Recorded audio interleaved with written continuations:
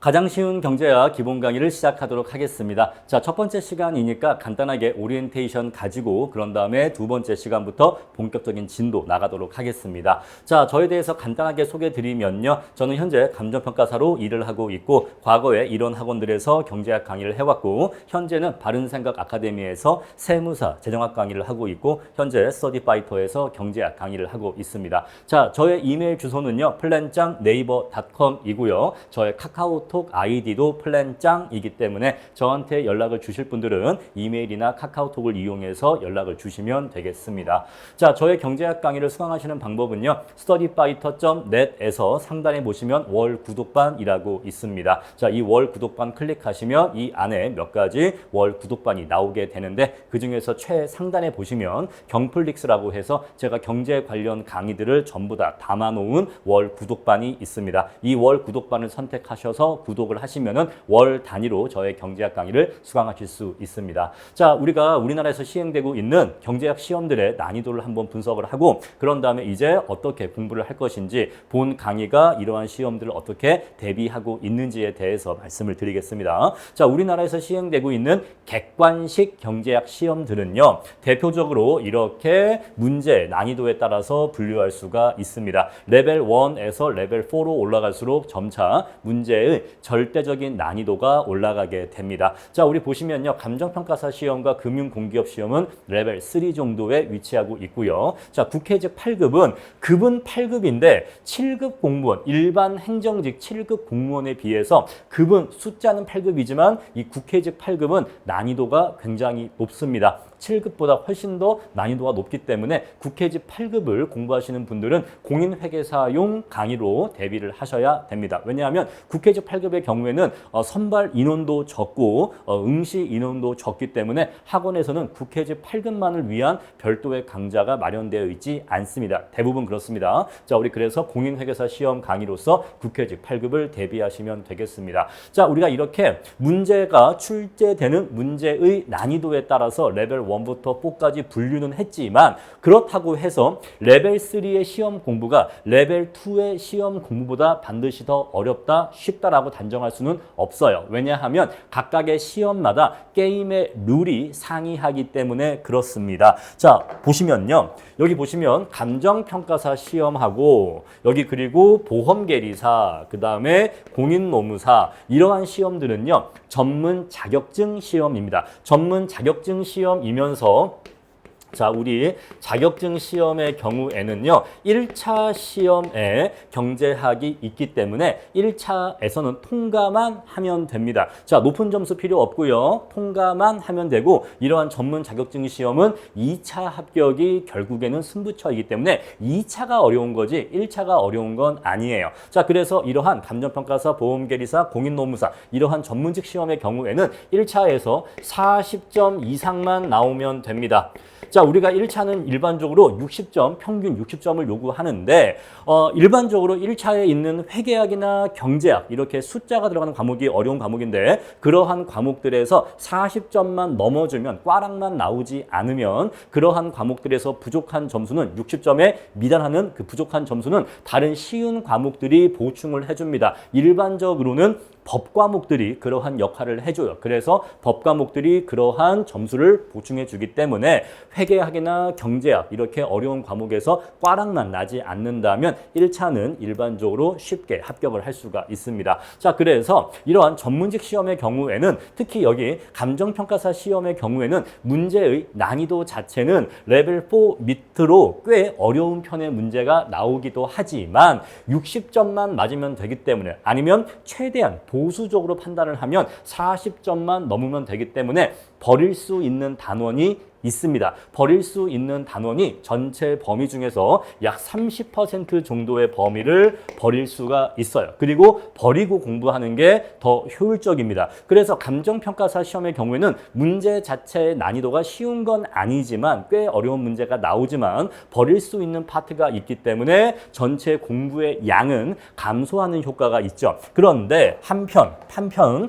여기 보시면은 공기업 채용 시험이나 자, 공무원 선발 시험 시험, 이러한 공기업 채용 시험 이런 것들은 점수대로 사람을 자릅니다. 자, 시험을 응시하면 자, 응시자 중에서 점수 분포가 이렇게 있겠죠? 자, 그랬을 때 상위 몇 퍼센트 또는 상위 몇 등까지를 합격시키고 그 이하는 불합격을 시키기 때문에 본인이 여기 최상위 몇 퍼센트 또는 최상위 몇 등 안에 들 필요가 있어요. 자, 이러한 게임의 룰에서는 최대한 많이 맞춰야 됩니다. 한 문제라도 더 맞춰야 돼요. 왜냐하면 이 한 문제 때문에 당락이 결정될 수가 있거든요. 그래서 이러한 게임의 룰에서는 전 범위를 다 공부를 하셔야 됩니다. 버릴 수 있는 범위가 없어요. 그래서 자, 우리 이렇게 선발 시험의 경우에는 또는 채용 시험의 경우에는 점수 순으로 선발하기 때문에 모든 범위를 다 공부해야 돼서 문제 자체의 난이도가 그렇게 어렵지 않을지라도 전 범위를 다 공부해야 되고 아주 세세하게 미주알, 고주알 꼼꼼하게 공부를 해야 되기 때문에 공부량 자체는 결코 적지 않다라고 말씀드릴 수가 있습니다. 자, 우리 그래서 사실 여기서 제가 문제의 난이도에 따라서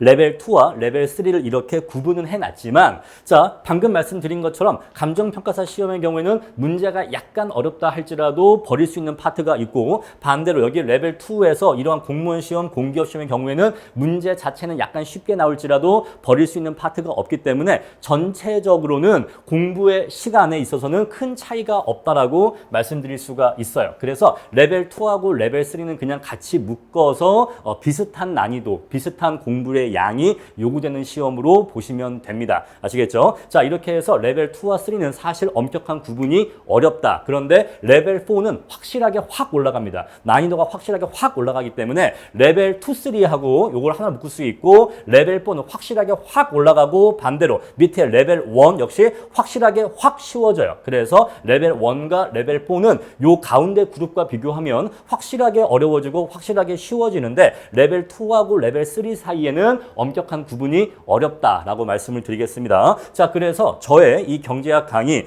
저의 가장 쉬운 경제학 요 교재로 이루어지는 저의 경제학 강의는 바로 이 레벨 2와 레벨 3를 주 타겟으로 해서 강의가 진행됩니다. 이렇게 해서 레벨 2와 레벨 3 사이에 있는 시험을 공부하시는 분들은 지금 이번에 진행되는 저의 가장 쉬운 경제학 기본 강의로서 본인이 공부하시는 시험을 대비하시면 됩니다. 자, 그럼 이제 저의 경제학 커리큘럼이 어떻게 구성되어 있고 여러분들이 어떠한 순서로 공부를 하시면 되는지 말씀을 드릴게요. 자, 맨 처음에 기본 강의가 진행이 됩니다. 자, 이 기본 강의를 공부하실 때 저의 워크북 퀴즈라고 하는 얇은 교재가 있는데 그 워크북 퀴즈집을 병행하시기를 권장해 드립니다. 자, 왜냐하면 이 워크북 퀴즈 안에는 빈칸 채우기 문제나 OX 퀴즈 이렇게 간단한 단문형 문제들이 수록되어 있어서 여러분들이 기본 강의에서 공부하신 내용 본인의 것으로 숙지하는 데 도움을 받을 수가 있고 워크북 퀴즈를 풀어봄으로써 문제풀이로 넘어가기 위한 전 단계로서 사전 연습을 하실 수가 있어요. 그래서 워크북 퀴즈를 풀어보시기를 저는 꼭 권장을 해드립니다. 자, 그런 다음에 기본 강의가 끝나면 우리 교재 뒤에 실려있는 연습 문제가 있는데 그 연습 문제를 푸는 문제풀이 강의가 진행이 됩니다. 자, 우리 이렇게 해서 기본 강의와 문제풀이 강의까지는 저의 교재 가장 쉬운 경제학 그냥 줄여서 가시경이라고 하시더라고요. 자, 가시경 교재로서 강의가 진행이 됩니다. 자, 그래서 요 교재로서 기본 강의와 문제풀이 강의는 해결이 된다, 커버가 된다라는 것이에요. 자, 기본 강의는 요 교재에 있는 이론 설명 드릴 거고 문제풀이는 요 교재에 실려 있는 연습 문제 풀어 드릴 겁니다. 자, 우리 이렇게 해서 기본 강의와 문제풀이 강의가 본인이 앞에서 봤었던 레벨 1부터 레벨 4까지 어떠한 시험을 공부하시더라도 모든 시험의 공통적인 커리큘럼입니다. 그래서 자, 기본 강의와 문제풀이 강의까지는 모든 시험의 공통적인 커리큘럼이라서 여기까지 공부하시면 레벨 2의 시험까지는 대비가 됩니다. 자, 레벨 2까지는 요걸로서 시험 대비가 되고요. 자, 그런데 본인이 조금 더 높은 수준의 시험을 공부하시거나 또는 레벨 2 시험이라고 해도 특히 7급 공무원 이번 시험처럼 한 문제라도 더 맞춰야 되는 그러한 시험의 경우에는 조금 더 많은 문제를 풀어보거나 약간 더 높은 수준의 문제를 풀어볼 필요가 있겠죠. 그런 경우에는 최신 기출문제 2018, 2021 교재까지 풀어보시면 요 교재와 요 강의까지 공부를 하시면 레벨 3까지 시험 대비가 됩니다. 그래서 여기까지 공부를 하시면 레벨 3 이하의 시험은 전부 다 대비를 하실 수가 있고 선생님 그런데 최신 기출문제가 2021년까지밖에 없으면 2022년과 2023년 그리고 그 이후에 나오는 2024년 이후 문제들은 어떻게 대비를 합니까? 자, 저의 네이버 카페에 가시면은 22년, 23년에 출제된 기출문제에 대해서 PDF 해설 자료가 있고요. 자, 그리고 경플릭스 안에도 최신 기출문제 풀이 강의 하단에 보시면은 자, 요 강의가 원래 21년 기출문제 풀이까지 하고 끝났겠죠. 근데 그 강의 영상 밑에 연달아서 22년도 기출문제 해설 강의, 23년도 기출문제 해설 강의 이렇게 다 달려 있기 때문에 사실상은 23년도 기출문제까지는 다 강의가 제공되어 있고요. 자, 24년도 이후에 나오는 기출문제들은 문제가 나올 때마다 제가 그 해설 PDF와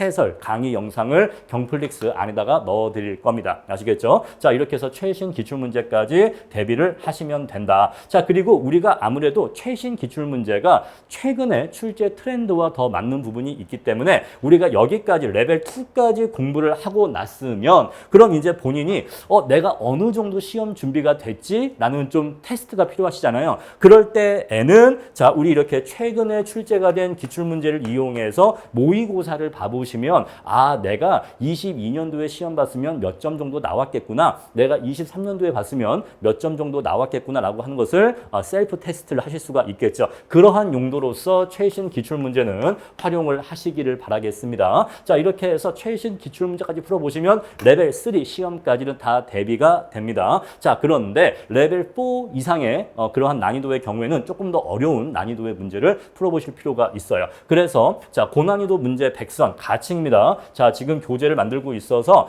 100문제가 될지 200문제가 될지는 확실히 모르는데 어쨌거나 고난이도 문제를 엄선해서 레벨 4 시험에 대비하실 수 있도록 할 거고요. 자, 우리 요거는요, 제가 별도의 교재를 낼 게 아니라 왜냐면 분량이 굉장히 얇을 것 같아서 교재로 내기보다는 PDF 파일로서 배포를 해 드릴 겁니다. 자, 이렇게 해서 본인이 레벨 4 정도의 시험을 공부하시는 경우에는 고난이도 문제까지 풀어보시면 레벨 4까지 대비가 가능하다라는 것이에요. 자, 그리고 맨 밑에 보시면 핵심 정리라고 있는데 선생님 이 핵심 정리는 뭔가요? 자, 이 핵심 정리는요, 말 그대로 우리가 앞에서 공부했던 이러한 내용들을 싹 다 요약되어 있는 교재와 강의입니다. 따라서 이 강의의 개설 취지는 시험에 임박했을 때 시험 막판에 지금까지 공부한 내용을 빠르게 정리할 수 있도록 그렇게 요약집과 거기에 대한 요약 해설 강의를 해 놓은 것인데 자, 이 핵심 정리 강의는 본인의 필요에 따라서 수강 여부를 결정하시면 됩니다. 자, 저는 여기까지 공부했기 때문에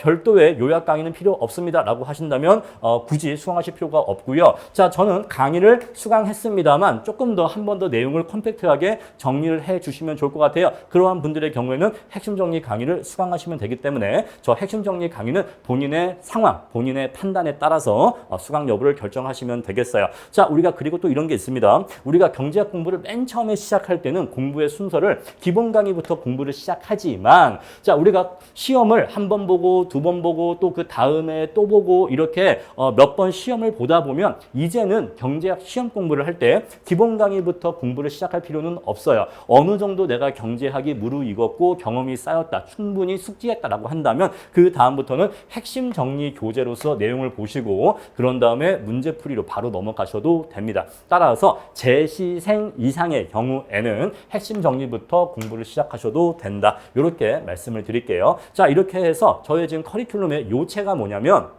제 커리큘럼의 특징은 레벨 1부터 레벨 4까지를 전부 다 대비할 수가 있는데 어떻게 그것이 가능하냐면 자, 모든 시험에 공통된 강의가 있고 그리고 본인이 응시하는 시험의 난이도에 따라서 추가적으로 어디까지 공부를 하면 되는지 그 범위가 서로 상이하게 주어져 있기 때문에 본인이 공부하시는 시험이 레벨 2이면 레벨 2까지만 수강하셔도 충분하고요. 자, 본인이 레벨 3 보시면 여기까지 공부하시면 되는 겁니다. 자, 그런 그런데 우리가 그럴 수 있겠죠. 자, 선생님 저는 레벨 3에 해당하는 시험을 공부합니다. 그런데 저는 조금 더 높은 점수를 원하거나 저는 조금 더 확실하게 대비하고 싶어요. 그런 경우에는 요 밑에 레벨 4의 강의까지 수강하시면 되는 겁니다. 자, 마찬가지로 저는 레벨 2 이하에 해당하는 시험을 공부합니다. 하지만 저는 조금 더 높은 점수 원합니다. 라고 한다면 레벨 3의 내용까지 추가로 공부 더 하시면 되는 겁니다. 그래서 제가 여기서 이렇게 구분해 드린 요 기준은 각각의 시험마다 기본적으로 여러분들이 수강하시고 공부를 하셔야 하는 기본 범위를 제시해 드린 것이고, 그 기본 범위에서 만약에 본인이 조금 더 추가적인 공부를 원하신다면 그 다음번 레벨까지 공부를 더 하시면 되는 겁니다. 아시겠죠? 자, 이렇게 해서 저의 커리큘럼은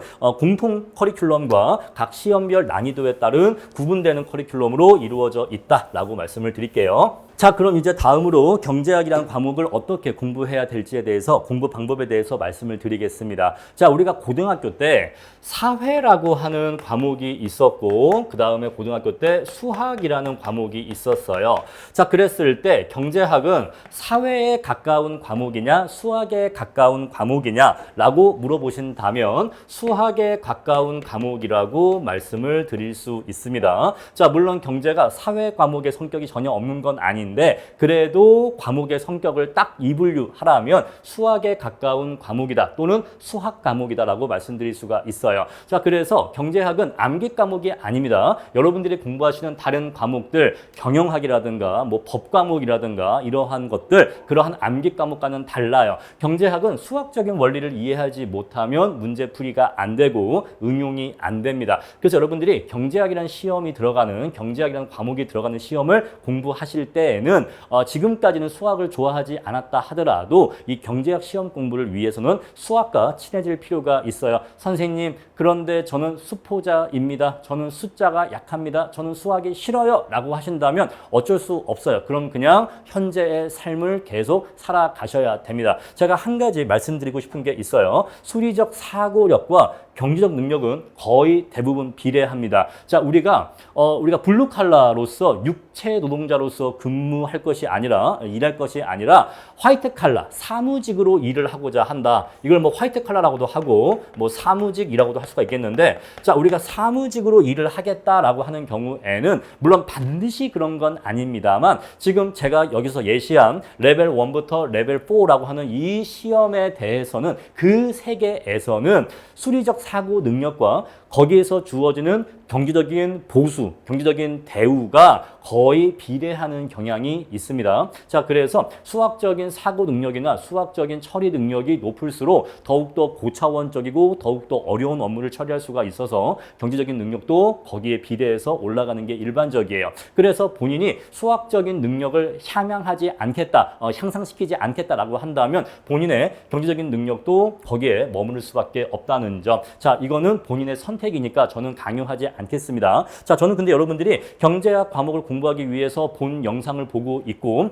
경제학 과목을 공부하겠다라는 마음을 먹으셨다라고 보기 때문에 여러분들은 여러분들의 가치와 능력을 높이실 의지와 열정이 있으신 분들이라고 믿고 다음에 세 번째 공부 방법을 말씀드릴게요. 자, 저의 경제학 강의는요, 노베이스를 전제로 했었을 때 이렇게 강의를 공부하시기를 권장해 드립니다. 자, 첫 번째는요, 기본 강의를 한번 들어주세요. 기본 강의를 1회독 해주세요. 자, 경제학이라고 하는 것은요, 앞부분 내용과 뒷부분 내용이 서로 단절되어서 각각 별개의 내용이 아니라 서로 연결되어 있습니다. 그래서 처음에 잘 이해가 안 가요. 그런데 일단 한번 1회독을 하고 나서 다시 돌아오면 뒤에 내용을 그래도 한번 듣고 갔기 때문에 다시 앞에 내용 들으면 아, 이거 뒤에 있는 저 내용과 연결되는 거구나 라고 더 이해의 깊이가 깊어집니다. 그래서 일단 처음에는 외우려고 하지 말고 첫 번째 강의 듣자마자 문제 풀려 하지 말고 일단 첫 번째는 이야기를 듣듯이 강의를 수강해 주세요. 자, 우리 그래서 기본 강의를 1회독 하신 다음에 자, 두 번째 돌아와서 기본 강의 2회독을 하시면서 그때의 워크북 퀴즈를 병행해 주세요. 자, 그래서 워크북 퀴즈를 병행하시면 이제 기본 강의 내용이 어느 정도 이해가 되면서 중요한 내용들은 숙지가 될 겁니다. 그런 다음에 이제 우리가 워크북 퀴즈라고 하는 것은 우리가 이렇게 이론 강의가 있고 그 다음에 문제풀이가 있는데 자, 이론 강의 듣고 바로 문제 풀려고 하면 어려워서 안 풀리는 경우가 많아요. 그래서 워크북 퀴즈가 요 중간 징검다리 역할을 해주기 때문에 워크북을 풀고 그 다음에 문제풀이로 넘어가면 조금 더 수월하게 문제풀이가 가능합니다. 자, 그래서 두 번째 들을 때 워크북 퀴즈 풀어보시고 그런 다음에 문제풀이 해보시면 돼요. 자, 우리 문제풀이 하실 때는요. 바로 문제풀이 강의를 수강하시기보다는 먼저 본인의 힘으로 교재에 있는 연습 문제를 풀어보세요. 최대한 풀어보시고 채점하신 다음에 그런 다음에 문제풀이 강의를 통해서 본인이 틀리신 문제에 대한 해설을 들으시면 됩니다. 자, 이렇게 해서 문제풀이 하신 다음에 문제풀이를 하면은 맞히는 부분도 있고 틀리는 부분도 있겠죠.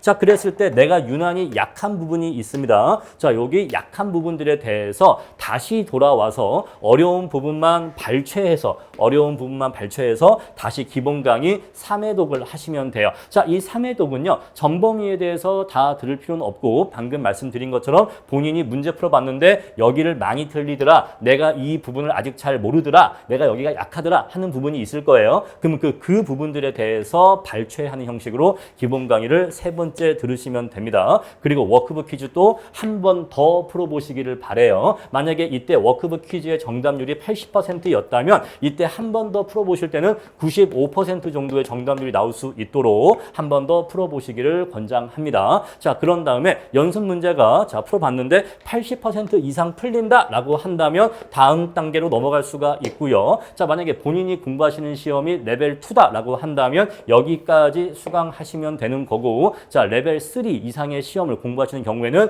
여기까지 하신 다음에 다음 단계로서 커리큘럼 넘어가시면 되는 겁니다. 자, 우리 그래서 경제학 공부는 기본적으로 이러한 순서, 이러한 방법에 따라서 공부를 해 나가시면 됩니다. 자, 그럼 이제 마지막으로 몇 마디만 더 말씀드리고 마치도록 하겠습니다. 자, 경플릭스 구독 후에는 네이버 카페에 들어오셔서 등업 신청을 해 주셔야 됩니다. 자, 우리 카페 닉네임은요. 스터디파이터의 아이디와 일치를 시켜 주셔야지만 제가 구독자인지 아닌지가 확인이 가능하고요. 자, 구독 기간 동안 회원 등급이 유지가 됩니다. 자, 저의 경제학 관련 모든 정오표, 수업 자료, 공지사항 이런 것들은 전부 다 경플릭스 게시판에 업로드가 되어 있기 때문에 경플릭스 구독 후에는 네이버 카페 스터디파이터에 들어오셔서 이 관련 자료를 다운받으시면 됩니다. 자, 그리고 우리가 경제학 공부를 하다가 궁금한 질문 사항들이 생길 때에는 그러한 학습 질문은 네이버 카페 게시판을 통해서 학습 질문을 남겨주시면 되겠습니다. 자, 이렇게 해서 오리엔테이션 마치고요. 다음 시간부터 본격적인 진도 나가도록 하겠습니다.